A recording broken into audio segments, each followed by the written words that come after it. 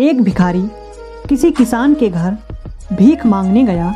किसान की स्त्री घर में थी, उसने चने की रोटी बना रखी थी। किसान आया, उसने अपने बच्चों का मुख चूमा। स्त्री ने उनके हाथ पैर धुलाए, वह रोटी खाने बैठ गया। स्त्री ने एक मुट्ठी चना भिखारी को डाल दिया। भिखारी चना लेकर चल दिया। रास्ते में वह सोचने लगा, हमारा भी कोई जीवन है। दिन भर कुत्ते की तरह मांगते फिरते हैं, फिर स्वयं बनाना पड़ता है। इस किसान को देखो, कैसा सुंदर घर है। घर में स्त्री है, बच्चे हैं, अपने आप अन्न पैदा करता है, बच्चों के साथ प्रेम से भोजन करता है। वास्तव में सुखी तो यह किसान है। इधर वह किसान रोटी खाते खाते अपनी स्त्री से कहने लगा, नीला बैल बहुत बूढ़ा हो गया है, अब वह किसी तरह काम नहीं देता। यदि कहीं से कुछ रुपयों का इंतजाम हो जाए तो इस साल काम चले। साधु राम महाजन के पास जाऊंगा, वह ब्याज पर दे देगा। भोजन करके वह साधु राम महाजन के पास गया।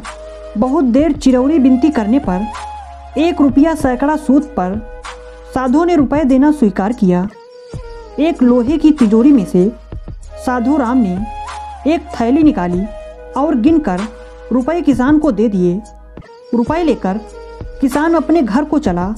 वह रास्ते में सोचने लगा, हम भी कोई आदमी हैं, घर में 5 रुपए भी नकद नहीं हैं। कितनी चिरौरी विनती करने पर उसने रुपए दिए। साधु कितना धनी है, उसके पास सैकड़ों रुपए हैं। वास्तव में सुखी तो यह साधु राम ही है। साधु राम छोटी सी दुकान करता था। वह एक बड़ी दुकान से कपड़े ले आता था और उसे बेचता था। दूसरे दिन साधु राम कपड़े लेने गया। वहाँ सेठ पृथ्वीचंद की दुकान से कपड़ा लिया। वह वहाँ बैठा ही था कि इतनी देर में कई तार आए। कोई बम्बई का था, कोई कलकत्ते का। किसी में लिखा था 5 लाख मुनाफा, किसी में 1 लाख का। साधु महाजन यह सब देखता रहा। कपड़े लेकर वह चला गया।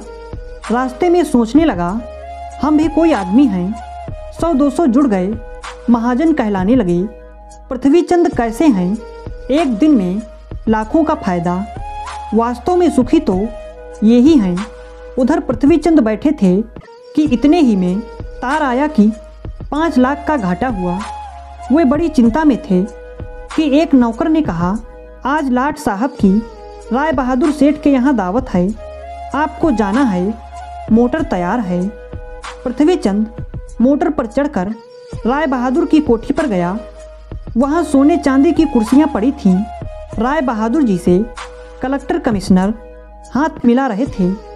बड़े बड़े सेठ खड़े थे। वहाँ पृथ्वीचंद सेठ को कौन पूछता।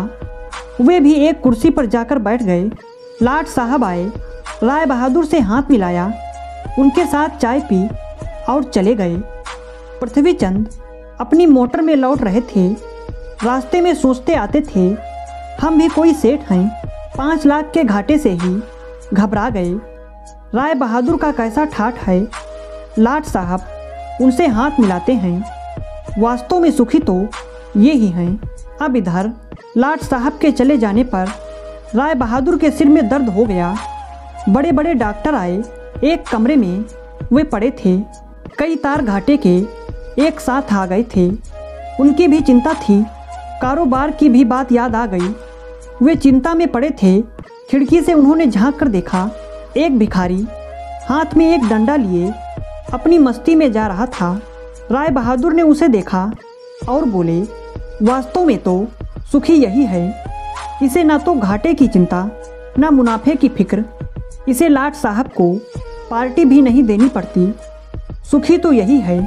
इस कहानी का मतलब इतना ही है कि हम एक दूसरे को सुखी समझते हैं। वास्तव में सुखी कौन है, इसे तो वही जानता है जिसे आंतरिक शांति है। अगर आपको हमारी कहानी अच्छी लगी तो लाइक और शेयर ज़रूर करें और ऐसी ही कहानियाँ सुनने के लिए हमारे चैनल को सब्सक्राइब करना बिल्कुल ना भूलें।